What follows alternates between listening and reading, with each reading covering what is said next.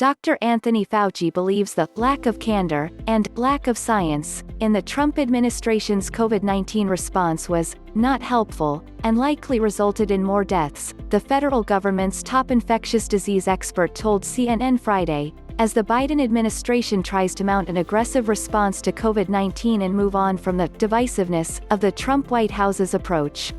When you're in a crisis, with the number of cases and hospitalizations and deaths that we had, when you start talking about things that make no sense medically and no sense scientifically, that clearly is not helpful, Fauci said when asked if the Trump administration's approach led to a higher death toll.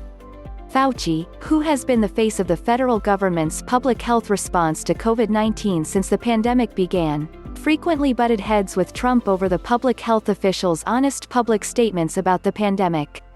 The doctor has become more candid about his experiences with Trump since Biden took over, saying during a press briefing Thursday that working under the new president was a liberating feeling, in comparison to Trump. Biden has already released a slew of executive orders related to COVID-19 in his first 2 days in office, but his administration is reportedly having challenges picking up where the Trump administration left off.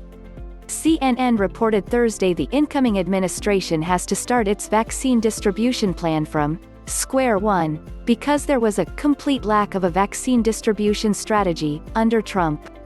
Unfortunately, although not surprisingly, as Biden's transition teams have gotten in the buildings and have gotten the details, they've discovered it was shockingly worse than they expected, Senator Coons D-Del told MSNBC Thursday, saying the Trump team caused more harm than expected.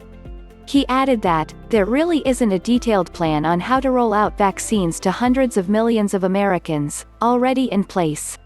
It's a liberating feeling, Fauci describes working under Biden versus Trump. Forbes. Here's what Biden did about COVID-19 on his first full day as president. Forbes, full coverage and live updates on the coronavirus.